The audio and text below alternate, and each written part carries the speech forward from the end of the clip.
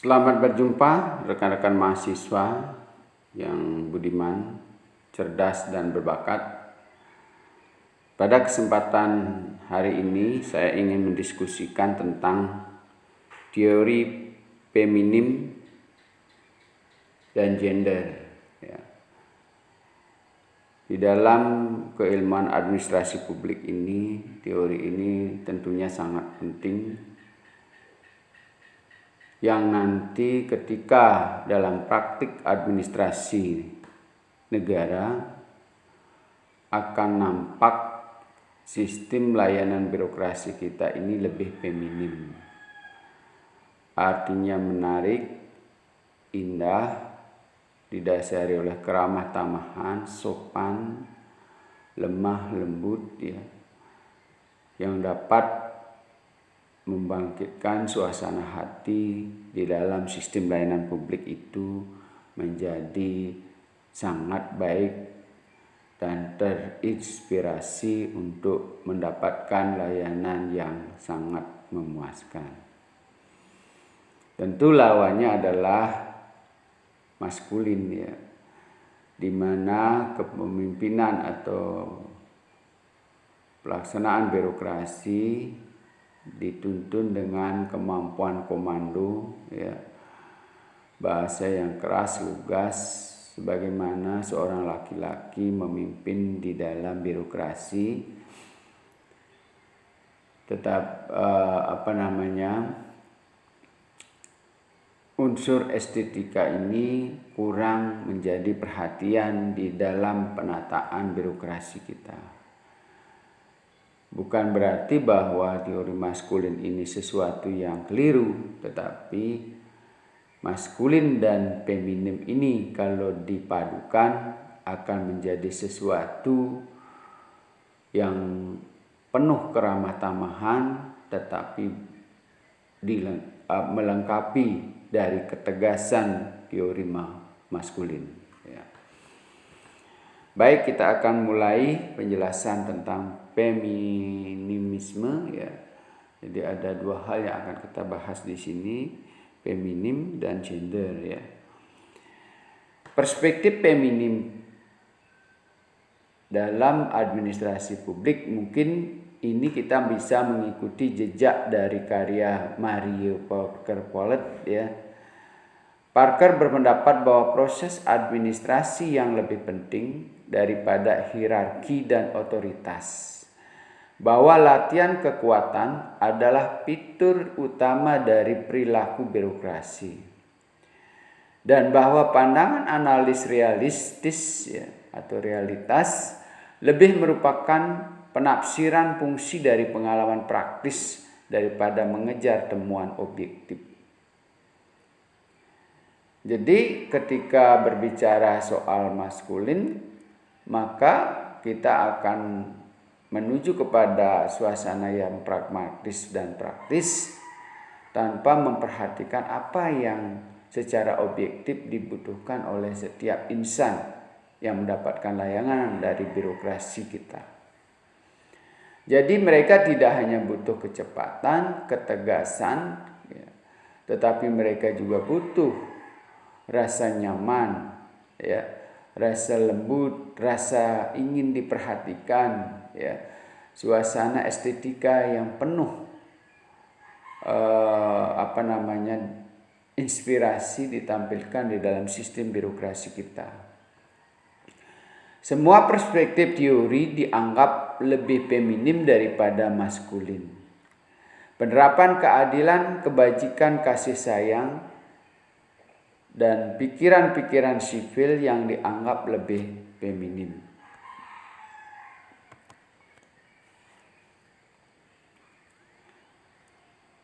Feminisme suatu kesadaran mengenai ketimpangan pembagian gender yang dialami oleh kaum perempuan, meliputi berbagai perspektif baik dalam lingkungan keluarga maupun dalam lingkungan sosial mereka, sehingga mendorong kesadaran oleh perempuan maupun laki-laki yang kemudian diwujudkan dalam tindakan dengan tujuan mengubah ketimpangan tersebut.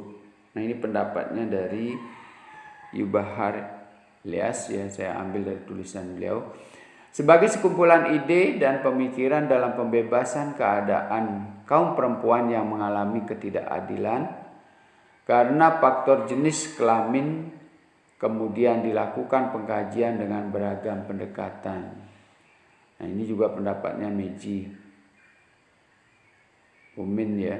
Kesatuan gerakan sosial dan kesadaran yang saling berkesinambungan dengan berdasarkan pada beragam tindakan kekerasan yang menimpa kaum perempuan seperti penindasan dan pengeksploitasian. Jadi beberapa pendapat ini nanti memperkuat kesadaran kita bahwa feminisme ini, feminisme ini perlu dipahami dan dikembangkan dalam sistem layanan birokrasi kita. Selanjutnya, bahwa feminisme ini adalah sebuah gerakan atau aktivitas perempuan yang memperjuangkan keseimbangan gender antara perempuan dan laki-laki dalam mendapatkan haknya dalam masyarakat sosial.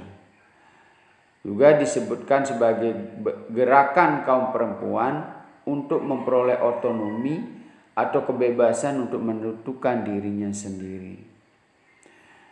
Gerakan yang berupa untuk memperjuangkan dan menyelamatkan para perempuan dari berbagai problematika sosial seperti rasisme, pelecehan dan penindasan perempuan, stereotip, falogocentrisme.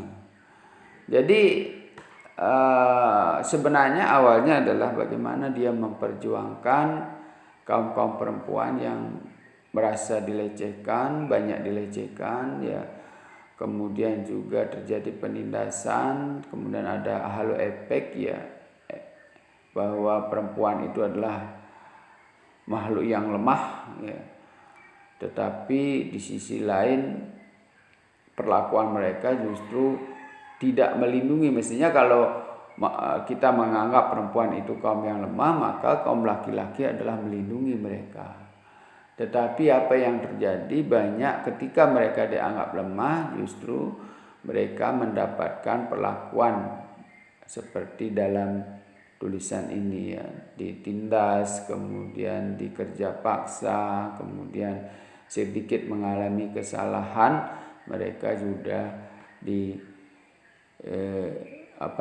dibully dan seterusnya, hingga terjadi banyak kekerasan di rumah tangga, kekerasan terhadap kaum perempuan, pelecehan dan seterusnya. Padahal kalau kita pahami, kita dalam keluarga itu peran kaum perempuan sangat besar. Jadi bagaimana Anda bisa menggaji kaum perempuan meskipun dia tidak bekerja sebagaimana kita lakukan di kantor, ya, tetapi mereka bekerja di rumah. Bahkan mereka bangun lebih dulu dari kita, menjaga kebersihan rumah, menjaga kesehatan anak-anak, mendidik anak-anak kita lebih dari kita, ya. Kemudian apabila suatu ketika anak-anak kita berhasil, maka peran perempuanlah yang paling besar dibandingkan kita yang bekerja di luar rumah lebih banyak, ya. Termasuk juga mempersiapkan kebutuhan kita sebagai suami yang barangkali mencapai kedudukan sampai seperti saat ini adalah peran mereka sangat besar. Tetapi kaum maskulin ini sering melupakan ketika mereka sudah menjadi besar bahwa dianggap kaum perempuan itu tidak ada artinya untuk mempersiapkan makannya yang sehat, untuk mempersiapkan pakaiannya yang bagus dan seterusnya, disetrika yang bersih, untuk ketika mereka hadir di rumahnya nyaman, bersih dan seterusnya. Itu tidak menjadi perhitungan-perhitungan yang dibuat oleh kaum maskulin, sehingga ketika mereka berhasil, bahwa keberhasilan itu adalah dianggap keberhasilan oleh dirinya sendiri. Teori feminis ini, ya, jadi yang pertama, feminisme liberal melihat perbedaan laki-laki dengan perempuan sebagai konstruksi sosial, ekonomi dan budaya ketimbang sebagai hasil dari suatu biologi abadi. Mereka menekan perlunya kesetaraan kesempatan bagi perempuan di semua bidang. Nah, kalau konstruksi liberal ini dia sangat keras, bagaimana supaya kesetaraan ini berlangsung secara cepat di dalam segala aspek kehidupan masyarakat. Ya, jadi dia menolak perkembangan yang secara alami, bagaimana supaya pelan-pelan secara alami sesuai dengan kemampuan kaum feminis ini atau perempuan ini bisa menyamakan diri dengan kaum laki-laki. Tetapi konstruksi liberal ini secara sosial dan secara kebijakan atau birokrasi administrasi publik, kaum perempuan bisa dibuat untuk secepat mungkin bisa menyamai dapat melakukan kesetaraan dengan kaum laki-laki. Jadi dengan rekayasa sosial, dengan pendidikan, dengan pelatihan, kemudian dengan memberikan kesempatan-kesempatan yang diatur di dalam kebijakan itu, kemungkinan ini akan bisa dilakukan secara cepat. Sedangkan kalau feminisme Marxis sosial memandang bahwa kelas masyarakat hanya bisa menguntungkan beberapa gelintir perempuan, kelas menengah, sebagian besar perempuan. Demikian pula laki-laki akan tetap tertindas sampai sistem ekonomi kapitalisme digantikan oleh komunisme. Jadi pandangan ini sebenarnya Marxis sosialis ini bisa saja kaum perempuan bisa menguasai meskipun segelintir orang, plus juga bisa saja kaum laki-laki itu sebagai orang yang tidak beruntung, meskipun dia kaum laki-laki juga bisa dikuasai atau tertindas oleh kaum perempuan. Jadi ini mungkin lebih berpikiran alami ya. Jadi tidak sedikit kaum laki-laki tertindas oleh kaum perempuan dan tidak sedikit pula kaum perempuan menguasai dan menindas kaum laki-laki ya. Kemudian feminisme radikal atau kultural berpandangan bahwa penindasan atas perempuan terutama terjadi karena patriarki.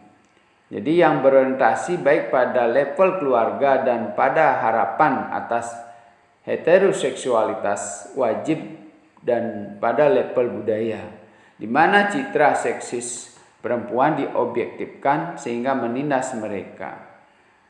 Jadi perempuan itu dijadikan suatu objek yang ditentukan bahwa dia memang secara budaya itu berada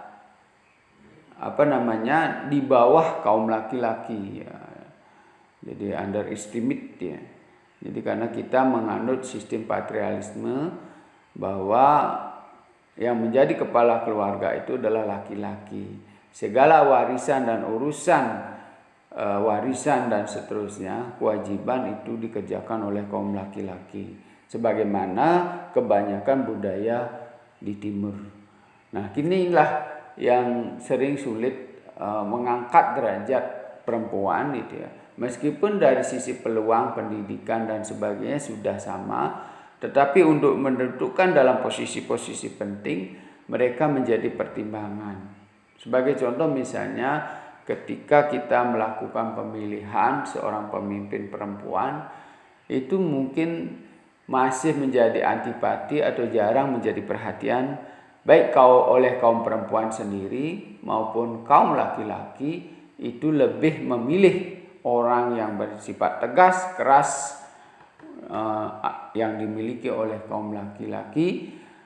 Yang kedua, anggapan bahwa kaum perempuan itu memiliki keterbatasan ruang dan waktu. Sehingga untuk melayani masyarakat itu juga sering menjadi kendala ketika berhadapan dengan soal-soal ruang dan waktu. Misalnya perempuan tidak boleh keluar malam ya. Kemudian dalam batas-batas pergaulan tertentu perempuan tidak boleh ikut, ya dianggap sebagai orang yang tidak beretika dan seterusnya, ya, atau tidak bermoral dan seterusnya. Jadi label-label yang seperti inilah sering membuat kecanggungan bagi kaum perempuan yang ingin berkarir lebih tinggi atau menyamakan diri dalam karir dengan kaum maskulin.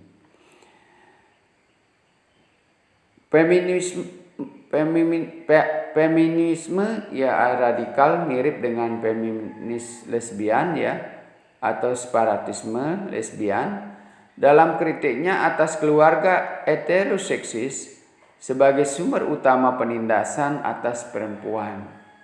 Jadi ini sekaligus mengantisipasi berbagai tema dalam teori homoseksual yang didiskusikan kemudian, misalnya hegemoni heteroseksualisme yang memproduksi pandangan terbelah tentang maskulinitas dan feminitas, ya.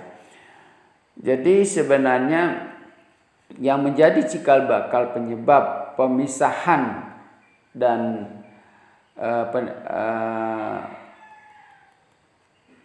konsep pelemahan kaum perempuan ini adalah berawal dari konsep-konsep yang berkembang dari seksualitas ini, ya. Jadi sebenarnya masyarakat tidak rela melihat kaum perempuan itu menjadi tegas dan keras karena itu bukan budaya mereka, ya, bukan ciri mereka. Mereka harus lembut, ya, harus penuh estetika, berwajah menarik dan seterusnya, sehingga ketika menampilkan perangai-perangai yang bersifat tegas keras itu dianggap melanggar budaya dan adat ketimuran atau patriarkalisme ini. Nah, itulah yang banyak berpengaruh terhadap upaya-upaya untuk tidak bisa mengangkat derajat kesamaan kaum perempuan. Jadi semestinya ketika kita memandang bahwa kaum perempuan itu sebagai sesuatu yang lembut, lemah dan seterusnya, maka semestinya kaum laki-laki banyak bisa memberikan apresiasi terhadap daya karya perempuan. Kemudian yang kedua, melindungi kaum perempuan dan memberikan hak-hak mereka sebagaimana layaknya hak-hak yang dimiliki oleh kaum maskulin. Kemudian yang keempat, jadi ada feminisme postmodern, merupakan jenis feminisme yang berkembang dalam kehidupan masyarakat Indonesia saat ini.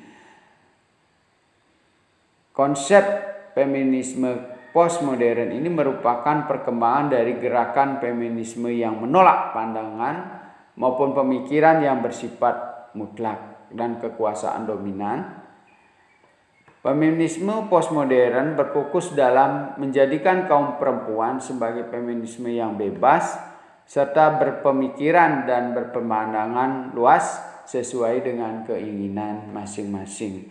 Jadi kalau postmodern ini sudah mengakui secara mendalam bahwa kaum perempuan itu memiliki hak nuranitas yang sangat tinggi, sebagaimana kita juga menghargai kaum laki-laki sebagai orang yang memiliki perasaan dan hati. Jadi sebenarnya dalam konsep kemanusiaan itu kita memiliki kodrat dalam kedudukan itu sama, gitu ya.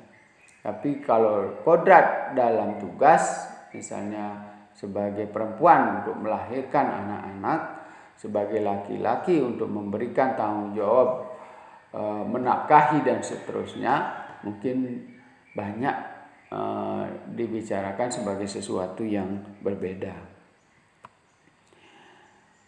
Nah, itulah penjelasan dari sedikit teori feminisme, sehingga bagaimana saudara bisa memahami bahwa kaum feminisme ini akan mewarnai sistem birokrasi kita dari sisi aturan-aturan yang kita buat. Misalnya dari unsur-unsur instrumental kebijakan, kita akan menempatkan atau memberikan kesempatan kaum-kaum perempuan yang ingin maju untuk mengisi ruang-ruang dalam ruang publik ya.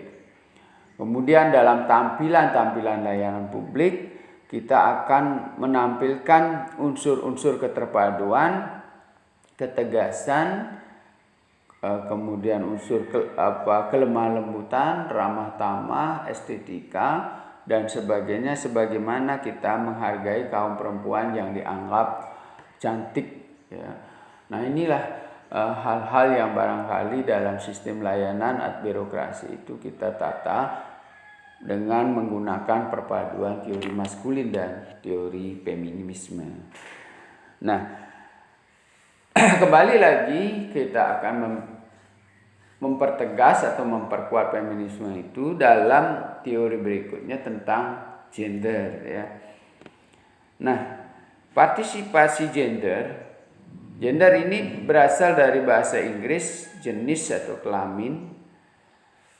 Jadi dan dijelaskan bahwa gender adalah suatu konsep kultural yang berupaya membuat pembedaan dalam hal peran, perilaku, mentalitas, dan karakteristik emosional antara laki-laki perempuan yang berkembang dalam masyarakat. Kemudian Lip dalam bukunya yang terkenal Sex and Gender and Introduction mengartikan gender sebagai harapan budaya terhadap laki-laki dan perempuan atau cultural expectation for women and men. Pendapat ini sejalan dengan pendapat kaum feminis seperti Lindsay yang menganggap semua ketetapan masyarakat perihal penentuan seseorang sebagai laki-laki atau perempuan adalah termasuk bidang kajian gender.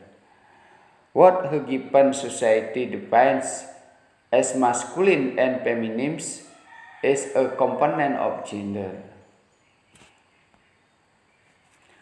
Kemudian pendapatnya Harvey menyebutkan bahwa gender dibangun sebagai sebuah kategori untuk mengeksplorasi makna sebagai perempuan, untuk mempersoalkan apa yang dulunya dianggap take for granted ya, jadi yang garansi yang harus diambil ya. Dengan demikian kata gender dimunculkan atas nama sebuah persoalan relasi perempuan dengan laki-laki. Jadi sebenarnya dari arti harfiahnya sebenarnya itu gender itu adalah laki-laki dan perempuan. Tetapi dalam praktiknya jadi para ilmuwan yang menganggap bahwa kaum perempuan itu masih lemah di posisi laki-laki terutama dalam kedudukannya di ruang publik, maka yang banyak muncul adalah perjuangan kaum perempuan. Jadi tidak saja yang perempuan yang memunculkan, tetapi juga para ahli-ahli dari kaum maskulin ya, yang berusaha mengangkat derajat yang secara objektif bahwa kaum perempuan itu masih underestimate dibandingkan dengan kaum laki-laki. Sehingga orang beranggapan bahwa mengira gender itu adalah perempuan ya. Karena banyak dari tulisan-tulisan tentang gender membicarakan soal perempuan. Paling tidak gender menunjukkan kepada 3 hal. Yang pertama adalah konstruksi sosial atas maskulinitas dan femininitas dalam peran sosial. Tingkah laku atau kedekatan sosial dan personal antara kaum perempuan dan laki-laki. Identitas individu yang dikenali dari luar pada basis alami yang dilihat sebagai perbedaan nyata yaitu seksualitas. Jadi yang bisa kita lihat tampilan-tampilan seksualitas seks yang yang bisa dilihat ya. Misalnya ya, kalau kaum laki-laki postur tubuhnya lebih kuat ya, kemudian juga tampilannya lebih perkasa gitu ya. Sedangkan kalau kaum perempuan lebih menarik, lebih elegan, kemudian lebih bersih ya, dan seterusnya. Meskipun dalam kenyataannya bisa jadi sebaliknya kan gitu ya. Ada beberapa yang memang kaum laki-laki tampilannya bersih ya, kemudian juga elegan, yang penuh estetika dan seterusnya. Sebaliknya kaum perempuan ada juga yang kasar, ya, beringas, kemudian tidak menarik dan seterusnya. Tetapi sebagian besar yang dicari bahwa pada umumnya kaum perempuan lemah, lembut, menarik, bersih dan seterusnya. Ya. Kemudian teori yang berpengaruh dalam kajian gender, ada beberapa teori. Yang pertama adalah teori psikoanalisa atau identifikasi. Kekuatan psikoanalisis adalah pada penolakan atas sifat subjek dan seksualitas yang bersifat tetap. Jadi psikoanalisis berkonsentrasi pada konstruksi dan pembentukan subjektivitas, bukan tentang apa itu subjek, melainkan tentang bagaimana dia sampai kepada keadaan yang sekarang. Psikoanalisis dikatakan menunjukkan sebagaimana proses psikis melembagakan pemanusiaan anak pada terbentuknya subjek gender dalam tanah simbolis bahasa dan kebudayaan. Yang mau dijelaskan di sini oleh teori ini bahwa apa yang adanya sekarang kaum perempuan itu adalah merupakan konstruksi sosial dan proses alamiah yang sebenarnya banyak dipengaruhi oleh konstruksi tersebut. Ya. Misalnya kalau kaum perempuan memang dari kecil dia dibentuk secara pendidikannya bagus, gitu, ya, mengalir sedemikian rupa, maka dia akan menjadi kaum yang menyamai kaum laki-laki. Tapi ketika sejak kecil pendidikannya tidak baik, ya, kemudian juga pembelajaran emosionalnya lebih banyak mengedepankan patriarkalisme, maka dia akan terbentuk seperti itu sekarang. Ya. Sebagai contoh sebenarnya bagaimana sebenarnya kaum perempuan itu menjabat tempat sejak dulu, ya. Kalau kita kembali lagi dengan cerita-cerita Mahabharata, ya, bagaimana sebenarnya di dalamnya itu mengandung ajaran bagaimana menghargai kaum perempuan. Ya. Bahkan di dalam sloka-sloka menyebutkan di mana rumah tangga tidak menghargai kaum perempuan, maka disitulah kebahagiaan tidak akan ada. Nah, jadi sejak awal kita sudah diajarkan bagaimana supaya kaum perempuan itu mendapatkan tempat yang semestinya. Contoh lain misalnya dalam perang Bratayuda juga ada Sri Kandi diberikan tempat, bahkan memiliki kemampuan yang sangat tinggi, mampu untuk melumpuhkan yang namanya Bisma, ya, yang tidak bisa dikalahkan oleh ribuan prajurit. Bahkan Pandawa sendiri merasa tidak mampu mengalahkan Bisma yang memiliki kemampuan luar biasa di bidang persenjataan perang dan seterusnya, taktik dan seterusnya. Tetapi seorang Sri Kandilah yang bisa melumpuhkan seorang maskulin yang memiliki kemampuan seperti Bisma. Nah, inilah persoalan-persoalan ini sejak dulu kita sudah diajarkan bagaimana sebenarnya mengangkat derajat kaum perempuan. Tetapi kenapa sampai saat ini terus saja ada perbedaan yang sangat signifikan antara kaum perempuan dan kaum laki-laki? Ada 3 persoalan yang bisa kita lihat. Yang pertama mungkin konstruksi sosial yang memang tidak, sejak perkembangan keilmuan ini tidak memberikan ruang yang lebih luas, meskipun pembelajarannya sejak dulu sudah harus menghargai perempuan. Jadi secara konstruksi sosial baik di kebijakan publik itu tidak memberikan ruang. Yang kedua adalah tatanan instrumental yang mendukung kaum perempuan untuk maju ke depan lebih menguasai bidang-bidang tertentu dihambat oleh konstruksi sosial dan budaya lain, misalnya patriarkalisme. Jadi ajaran-ajaran yang masih mengikutinya menganggap bahwa kaum perempuan tabu menjadi pemimpin, ya. Kemudian kaum perempuan tidak boleh melewati batas-batas hak dan kewajibannya, ya. Kaum perempuan tugasnya adalah sebagai ibu rumah tangga dan sebagainya. Yang ketiga adalah yang tidak kalah penting adalah perjuangan dari kaum perempuan itu sendiri. Ketika sudah diberikan ruang untuk bertindak, bisa menyamakan diri dengan kaum laki-laki, mereka tidak menjadi pembelajar yang baik, tidak menjadi pejuang yang baik, ya. Sudah diberikan kesempatan, tapi kaum perempuanlah yang tidak atau banyak tidak menggunakan kesempatan. Jadi banyak menerima apa adanya, saya memang kodratnya sebagai perempuan begini dan seterusnya. Dia sendirilah yang memperlemah dirinya sendiri. Jadi ketiga persoalan ini yang membuat barangkali menurut psikoanalisa kita membuat kaum perempuan itu tetap berada di bawah kaum laki-laki. Nah, kemudian yang berikutnya adalah psikolog yang terkenal dengan teori Sigmund Freud, ya. Baginya kepribadian tersusun dari 3 sistem pokok: id, ego, dan superego.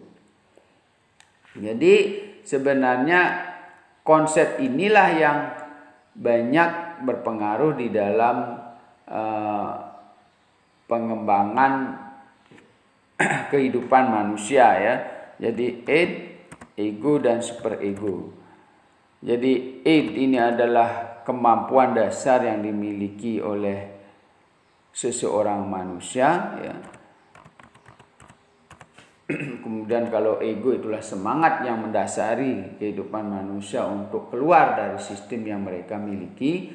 Sedangkan super ego ini adalah pengendali, ya, pengarah kemana sebenarnya tujuan mereka untuk dicapai dalam masa perjuangan atau kehidupan yang mereka lakoni saat ini, ya. Kemudian kita bagaimana teori fungsional struktural, ya. Dalam dasar utama teori fungsional struktural adalah stratifikasi fungsional sebagaimana diungkapkan oleh Davis dan Moore, yang menjelaskan bahwa mereka menganggap stratifikasi sosial sebagai fenomena universal dan penting. Tak ada masyarakat yang tidak terstratifikasi atau sama sekali tanpa kelas. Stratifikasi adalah kearusan fungsional. Semua masyarakat memerlukan sistem stratifikasi. Mereka juga memandang sistem stratifikasi sebagai sebuah struktur dan menunjukkan bahwa stratifikasi tidak mengacu pada individu di dalam sistem stratifikasi, tetapi lebih kepada sistem posisi dan kedudukan. Jadi kelas-kelas atau stratifikasi pelepelan kondisi dalam masyarakat, ya. Ya, misalnya ada dari kasta, brahmana, ya. Kalau di Bali itu yang stratifikasi bersifat tertutup ada kasta, ya. Jadi tugas dan fungsi yang dikembangkan di Bali itu ada brahmana, ksatria, waisya, sudra. Jadi sebenarnya ini adalah sebagai warna kehidupan masyarakat. Sebagai orang suci pendeta maka disebut brahmana. Nah, ketika mereka sudah tidak menempati posisi peran dan fungsi itu, maka mereka bukan brahmana, keturunannya bukan brahmana, gitu. Ya. Kemudian ksatria itulah prajurit. Siapapun yang menjadi prajurit atau ksatria ketika menjabat sebagai itu disebut sebagai ksatria, ya. Atau sudra sebagai masyarakat umum, rakyat kebanyakan, gitu, ya. Tapi ketika mereka berubah status menjadi seorang pendeta, maka dia adalah brahmana. Nah, itulah sebenarnya pembagian Tetapi ketika dihadapkan dengan pembagian wangsa, maka menjadilah Brahmana, Ksatria itu tidak bisa dirubah, termasuk juga gelar, nama, dan seterusnya. Ya, jadi ini juga berlaku, ya, pelepelan ini juga berlaku ketika membedakan kaum perempuan dan laki-laki. Jadi masing-masing tingkatan itu, sebagai contoh misalnya di beberapa tempat semakin tinggi tempatnya, ya, misalnya kaum Brahmana itu, maka semakin kritis untuk memberikan syarat kaum perempuan untuk mencapai tempat-tempat itu. Ksatria misalnya sebagai seorang prajurit, syaratnya semakin lebih tinggi untuk kaum perempuan, ya, sehingga atau misalnya syarat untuk kaum perempuan untuk menjadi seorang tentara sama dengan syarat dengan kaum laki-laki, sehingga jarang sekali kaum perempuan bisa memenuhi syarat itu. Misalnya kemampuan fisiknya lari sekian, tapi kalau kemampuan berpikir dan menjawab soal-soal secara ilmiah, mungkin kaum perempuan tidak sedikit yang bisa, kan ya, banyak yang bisa. Tapi ketika berhadapan dengan soal fisik, ya, memanggul senjata, berlari sekian kilometer, barangkali banyak kaum perempuan yang akan kalah di situ karena mereka tidak terbiasa untuk mengerjakan itu. Nah, itulah sehingga semakin tinggi kedudukan mereka, maka persyaratan perempuan itu untuk duduk di situ makin berat dirasakan oleh kaum perempuan. Nah, kemudian kita lanjutkan dengan teori Talcott-Parsons, ya, teori fungsionalisme struktural. Jadi definisi fungsi sebagai kumpulan kegiatan yang dirujukkan ke arah pemenuhan kebutuhan tertentu atau kebutuhan sistem. Ada 4 fungsi penting diperlukan semua sistem. Yang pertama adalah adaptasi. Sebuah sistem harus menanggulangi situasi eksternal yang gawat. Sistem harus menyesuaikan diri dengan lingkungan dan menyesuaikan lingkungan itu dengan kebutuhannya. Nah, sekarang ini apakah kaum perempuan ini memiliki daya adaptabel itu yang tinggi? Meskipun ruang publik sudah memberikan kesempatan untuk kaum perempuan sama dengan kaum maskulin, apakah mereka mampu beradaptasi? Ini pertanyaan yang harus terus dikejar, ya, oleh kaum perempuan. Nah, oleh sebab itu, maka ada 4 wilayah kaum perempuan atau feminisme yang perlu dipikirkan. Yang pertama adalah kondisi perempuan menceritakan pengalaman tertindas dan diskriminatif di berbagai arena kehidupan dan profesi. Ya. Jadi ketika mempelajari kaum perempuan, ada 4 kelas yang bisa kita lihat. Yang pertama, ada yang menceritakan pengalaman mereka sebagai diperlakukan tertindas dan diskriminatif. Yang kedua, mengidentifikasi kaum perempuan yang mengadakan respon terhadap kebutuhan tersebut. Jadi peneliti yang pertama akan meneliti orang-orang yang diperlakukan secara diskriminatif atau merasa tertindas. Peneliti yang kedua akan meneliti tentang kebutuhan-kebutuhan yang dibutuhkan oleh kaum perempuan dan bagaimana respon terhadap kebutuhan mereka. Peneliti yang ketiga memperhatikan suara-suara yang berbeda dari kaum perempuan terhadap berbagai persoalan moral dan sosial. Jadi meskipun sama-sama perempuan, kita akan melihat sebagaimana tadi saya jelaskan bahwa mereka ada yang perjuangannya keras, dia akan memperjuangkan melalui pendidikannya bertahap. Dia dari kecil rela untuk mengurangi kenikmatan dalam hidupnya untuk mengejar perjuangan itu. Ya, misalnya bekalnya dikurangi supaya bisa sekolah, gitu ya. Makannya dia kurangi supaya bisa sekolah, ya. Kemudian dia supaya bisa merantau, ya, sama seperti yang dilakukan oleh kaum laki-laki, ya. Kemudian dia rela untuk mengurangi rekreasinya, tetapi dia berlatih untuk latihan bela diri dan seterusnya. Ya, inilah perjuangan-perjuangan, sehingga dari perjuangan itu, dari pendidikan itu, maka mereka pengalaman-pengalaman itulah yang membuat mereka memiliki cara pandang dan suara-suara yang berbeda, ya. Kemudian yang keempat, peneliti yang keempat, bekerja dalam keberagaman, bahwa perempuan punya pandangan cara penilaian merespon berbagai hal secara berbeda.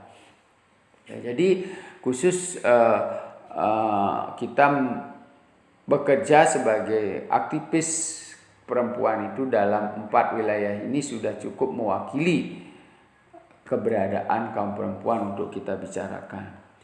Nah, kemudian yang ke B, goal statement, pencapaian tujuan. Sebuah sistem harus mendefinisikan dan mencapai tujuan utamanya. Kemudian yang ketiga, integrasi atau integrasi. Sebuah sistem harus mengatur antar hubungan bagian-bagian yang menjadi komponennya. Sistem juga harus mengelola antar hubungan ketiga fungsi penting lainnya. Yang terakhir adalah latensi atau pemeliharaan pola. Sebuah sistem harus memperlengkapi, memelihara dan memperbaiki baik motivasi individu maupun pola-pola kultural yang menciptakan dan menopang motivasi. Jadi itulah teorinya Parson. Mereka harus memiliki kemampuan adaptasi, kemudian mereka harus memiliki tujuan, mereka juga harus menyatukan diri atau integrasi, ya, dengan sistem yang mereka bangun. Jadi jangan berjuang sendiri-sendiri, ya. Mereka juga harus memadukan diri dengan kaum laki-laki, ya. Jadi bukan berantagonis atau berlawan, ya, menjadi lawan kaum laki-laki, tapi sebagai kemitraan, sehingga membuat porsi yang memperkuat kondisi perempuan yang sudah kuat, kemudian didukung oleh kaum laki-laki. Mereka memiliki kemampuan yang menarik, ya, barangkali bisa berpengaruh terhadap kondisi lingkungan sehingga mereka semakin kuat, bukan menjadi lawan yang berantagonis dengan kaum laki-laki, sehingga perempuan yang sudah kuat menjadi jatuh tersungkur akibat kelompoknya sendiri tidak kuat, ya. Nah, lalu yang terakhir, yang berikutnya adalah teori konflik, ya. Jadi yang ketiga ada teori konflik, ya. Teori konflik sebagian berkembang sebagai reaksi terhadap fungsionalisme struktural. Tokoh yang dianggap berhasil merampungkan teori ini adalah Dahrendorf. Jika pada fungsionalisme struktural masyarakat adalah statis, ya, atau masyarakat berada dalam keadaan perubahan yang seimbang, ya, maka Dahrendorf dan teori kompleks lainnya menganggap setiap masyarakat sangat tunduk pada proses perubahan. Fungsionalis menekankan keteraturan masyarakat, sedangkan teori konflik melihat pertikaian dan konflik dalam sistem sosial, ya, bahwa itu sesuatu yang barangkali memang secara objektif ada, gitu. Tidak perlu direkayasa atau dicampur tangan, diintervensi, dan mereka berpendapat bahwa konflik itu memang suatu peristiwa yang alami, tidak bisa dikendalikan, gitu ya. Itu akan membuat berbagai konflik yang terjadi baik di rumah tangga maupun di masyarakat, akan membuat masyarakat itu sebagai pembelajar dan menjadikan mereka semakin kuat. Bahkan nanti integrasinya semakin kuat ketika mereka merasakan bagaimana sulitnya ketika mereka konflik, ya. Fungsionalis menyatakan bahwa setiap elemen masyarakat berperan dalam menjaga stabilitas. Berbeda kalau fungsionalis intolerir terhadap konflik, sedikit pun akan ada gejala konflik mereka berusaha menekan. Sedangkan kalau teori konflik, biarkan saja mereka konflik, dari situ kita akan menjadi pembelajar yang baik, akan menjadikan suri toladan akibat konflik itu seperti apa. Teori konflik melihat berbagai elemen kemasyarakatan menyumbang terhadap disintegrasi maupun perubahan. Nah itu, jadi konsep-konsep ini akan membuat lambat laun teori kesetaraan ini akan semakin dipahami oleh baik kaum perempuan maupun kaum maskulin. Dan yang terakhir adalah teori feminis liberal, sosialis, dan radikal. Ya. Teori feminis menyuarakan isu yang diabaikan sebagian besar teoritis laki-laki. Prestasi utama teori feminis adalah menempatkan politik seksualitas sebagai isu sentral dalam pemahaman tentang penindasan. Argumen yang dibangun oleh teori feminis adalah bahwa patriarki atau supremasi laki-laki muncul dari pembagian kerja berdasarkan seks yang ada di wilayah privat maupun publik. Teori feminis bukan hanya mengeksploitasi seksualitas dan domestifikasi, namun juga mengkaitkan politik gender di kehidupan domestik dengan politik gender di dunia kerja, upahan, dan kehidupan publik. Jadi ada beberapa cetusan-cetusan teori ini diungkapkan di dalam sistem percaturan kehidupan, atau baik di politik, ekonomi maupun sosial. Ya, tadi dijelaskan bahwa baik di kehidupan privat maupun publik, ya, semata-mata untuk menunjukkan bahwa sebenarnya secara seksual perempuan dan laki-laki itu memiliki perbedaan. Ya, sehingga yang dimunculkan adalah unsur estetikanya, sopan santunnya, ramah lembutnya, ya, kelembutannya dan sebagainya. Yang kedua, ketegasannya, keperkasaannya, ya, kekuasaannya. Nah, bagaimana kedua hal ini dipadukan untuk menjadi sinergis menampilkan sistem layanan administrasi publik itu menjadi lebih baik. Jadi ringkasan dari feminis liberal, sosialis, radikal mencetuskan bahwa sebenarnya yang dibicarakan di dalam teori feminis itu, ya, untuk menjadi cikal bakal gender ini adalah berkaitan dengan seksualitas dari kaum maskulin maupun feminin. Ya. Jadi apa yang menarik dari seksualitas, unsur-unsur seksualitas dari kaum feminim dan kaum laki-laki? Ya. Kalau laki-laki itu perkasa, ya, tegas, komando. Kalau misalnya perempuan, lemah, lembut, ramah tamah, penuh estetika, menarik. Nah, bagaimana kalau ini dipadukan? Maka menjadilah sebuah layanan yang ideal di dalam sistem birokrasi kita. Demikianlah penjelasan yang bisa saya sampaikan. Mudah-mudahan teori ini bisa mengantarkan pemahaman saudara untuk melakukan perubahan di dalam sistem birokrasi layanan publik kita. Terima kasih, semoga bermanfaat.